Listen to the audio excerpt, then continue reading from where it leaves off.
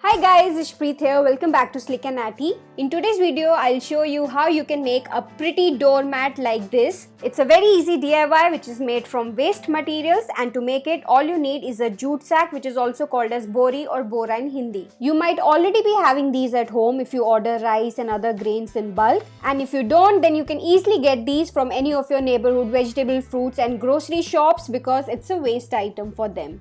Also, it is absolutely fine if your sack has anything printed or drawn on it, because as you will see later on in the video, it doesn't matter at all. And the other thing that you will need is few of your old waste clothes in different colors. This could be an old pair of leggings, an old t-shirt, or basically any scrap piece of fabric that you don't need anymore. The only thing is that for this DIY, we will prefer to use clothes or clothes pieces that are made up of t-shirt or jersey or hosiery material, because as I've mentioned in many of my earlier DIYs as well, the edges of t-shirt fabric don't fray and the threads don't come out, so there's no need to hem the edges while doing the DIY.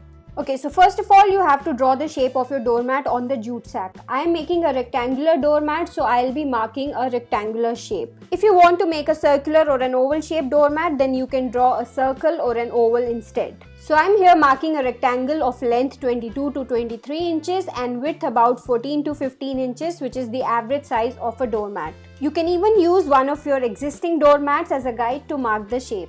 And now we will cut out the rectangle, and while cutting, remember that we have to cut only the front side of the sack and not both the sides.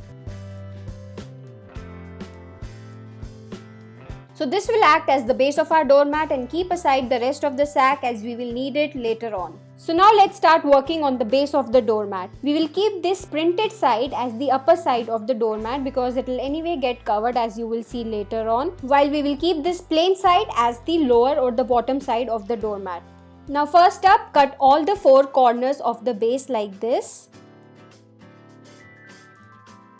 After giving the corner cuts, we will fold the edges of the base a little inside like this so that the threads don't come out. I'm here using a hot glue gun to stick these folded edges in place. But if you don't have a hot glue gun, then you can even stitch the edges up using thread and needle. For this, you will need a big size needle like this. And all you've got to do is fold in the edge and give a straight running stitch on it. It doesn't have to be very precise and neat. You just have to give a rough straight stitch, so it will hardly take any time. So like this, you can stitch up the entire edge and do this on all the four sides. So here all my four edges are folded inside, and this is how it looks from the lower side or the back side at the moment. Once this is done, it's time to bring in the heap of your waste clothes. Now take any of these pieces and from it cut out two strips of width about 4 inch. Like this, cut out strips from other clothes as well, so that you end up with multiple strips of different colors. We will use these strips to make the colorful border of our doormat. So for this, I am taking one of the strips and sticking it on one corner of the doormat with the help of hot glue gun. And now we will keep folding and then sticking this fold on the strip to create pleats like this. Now again, I have used a hot glue gun to stick these folds and create the pleats, but if you know stitching, then you can even give a straight stitch over the folds to keep the pleats in place. After making the pleats, stick the whole strip to the doormat. And now repeat the same thing with the strip of another color. So first fold it in half, then fold one of its end a little inside like this, stick it on top of the first strip, and then continue making pleats just like we had done with the first strip. So like this, keep sticking strips of different colors one after the other, and once you reach the corner, then fold the strip at an angle to create the pleats so that your strip gets turned and you can continue on to the next edge. And this is how it will look once all the four edges are covered with strips of different colors. Pretty, isn't it? And next, to cover the middle part of our doormat, we will need to use the remaining part of our jute sack. We basically have to take out threads or strings of jute from our sack. So for this, if your sack has any upper border, then first of all cut it out. And then with the help of a knitting needle or a pin or any sharp pointed object, start taking out the strings from the sack like this.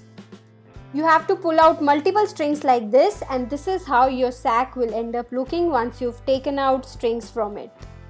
So here are the strings that I have taken out from my sack, and now I will make bunches of these with each bunch containing about 20 strings. And then I will cut each of these bunches into smaller strings of length about 4.5 to 5 inch. Cut each of your bunches like this, and as a result you will get a lot of these smaller string bunches. And now we have to start sticking these on the doormat. For this, take one of the bunches, fold it in the middle like this, and stick it on the doormat on one of the corners inside the border such that a part of it lies on the border.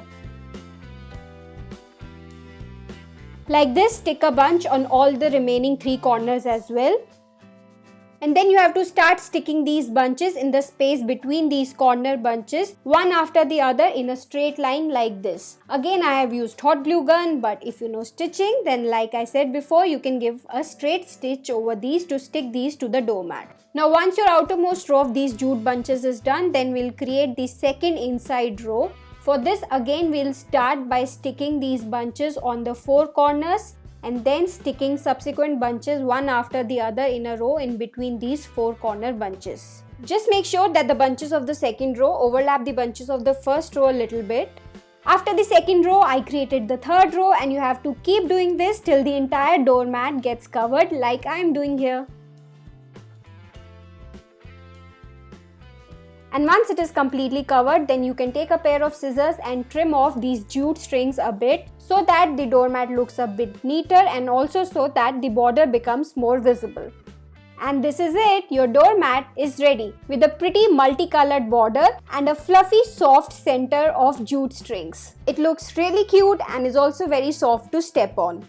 So I do hope that you will recreate this DIY and make your own doormat, and if you do, then don't forget to share the pictures with me on my Instagram account, which is Slick and Natty. So I hope that you enjoyed this video. Do subscribe to my channel for more such videos and connect with me on my Instagram, Facebook and Twitter accounts. Thank you so much for watching. See you guys next time. Bye.